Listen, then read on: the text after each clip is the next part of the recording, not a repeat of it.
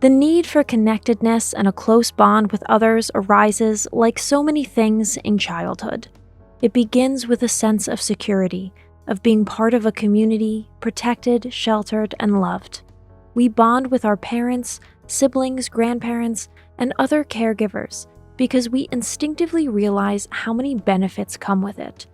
If childhood and adolescence are normal and without special incidents, as young adults, we begin to loosen these ties of our own accord and no longer see the all-too-tight bond to the family quite so closely. It is different with children who have experienced a severe trauma and have had to endure bitter losses. Out of this spontaneous rupture arises the irrepressible need not to let anyone go, no matter what the cost. And this is where the problem begins that we know as emotional dependency. Those who cannot let go, at any price in the world, will always remain a prisoner. Attachment that is not based on voluntariness but on compulsion is an emotional dungeon from which there is no easy escape. We'd like to share some thoughts with you in today's video. If you like our videos, feel free to support us with a thumbs up, subscribe to Psychology in Mind, activate the little bell, and stay tuned for the videos we upload for you daily.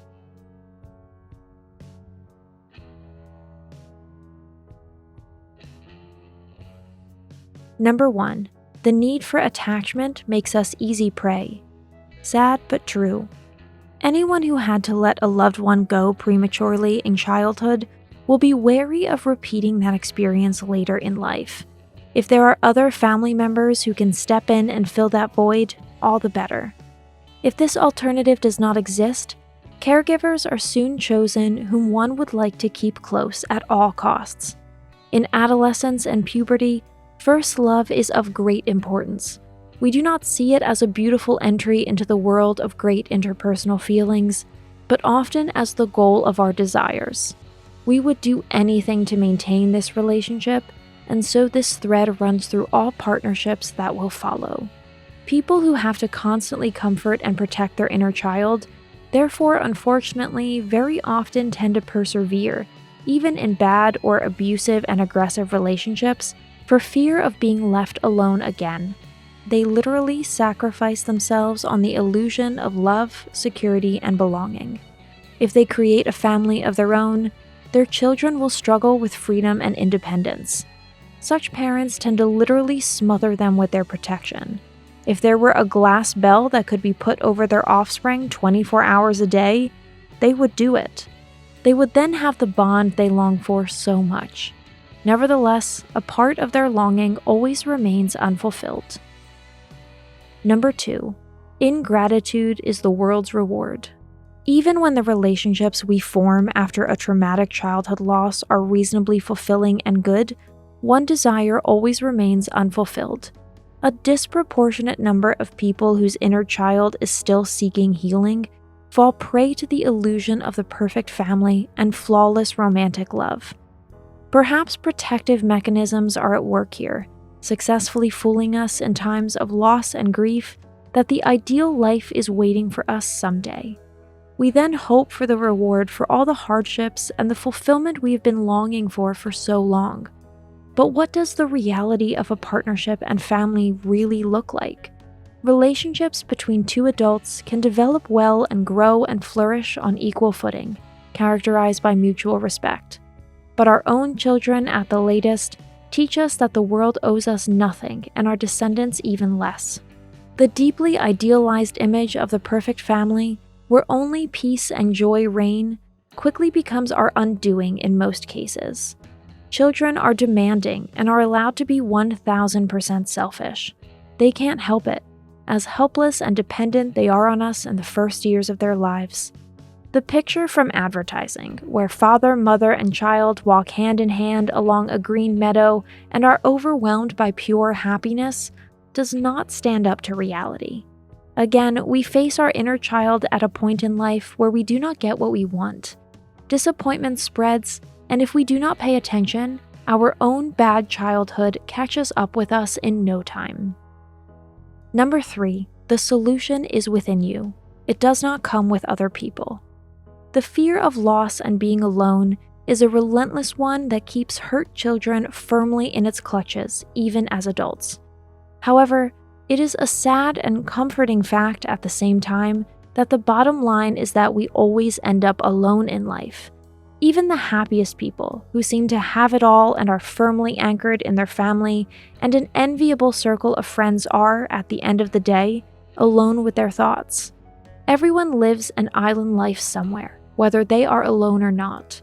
We can only find the key to our relationship with the outside world by dealing with ourselves, and here especially with our inner child. Some people manage this work on their dark side, also known as shadow work, alone. They talk about it a lot at some point, perhaps even with fellow sufferers with whom they can share their story. Still others seek professional help and advice on anonymous forums and from appropriate hotlines. There are currently many ways to escape from the dilemma of lonely childhood. Remaining in an unsatisfactory adult life is certainly not the only alternative. Unfortunately, what almost never works is to impose our healing on other people. No one can save us. No one brings redemption into a relationship. Neither partners nor our own children can plug the hole in our soul where our inner child is still patiently waiting for us to finally accept him. Here lies the key to healing within ourselves. Number 4, be good to yourself, or no one else will be. What our inner child needs most is love. Only we can give it this. Those who realize in retrospect that things simply could not have developed differently and that they are not to blame for the death or separation of their parents, can at some point finally recover from this trauma. There is much we do not understand as children. We have to close this knowledge gap as adults. Unfortunately, there is no way to make up for a bad or insufficient childhood.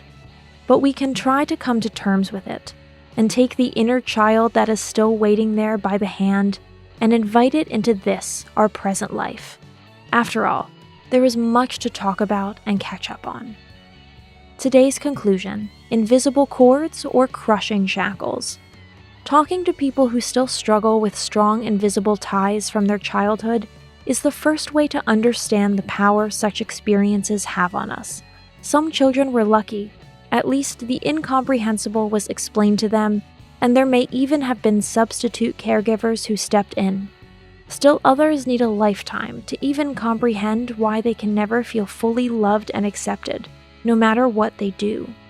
We are not spared a journey into the past if we want to be a happy person in the present, successfully shedding our shackles and finally taking off toward the future.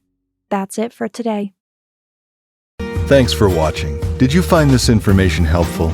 Do you have experience with it? We would love to hear from you. Leave a comment below and let us know your thoughts. For more resources about mental health, self-improvement, and psychology, visit our website. You'll find the link in the video description where you can also connect with us on social media and sign up for our email list. Take care of yourself and have a beautiful day.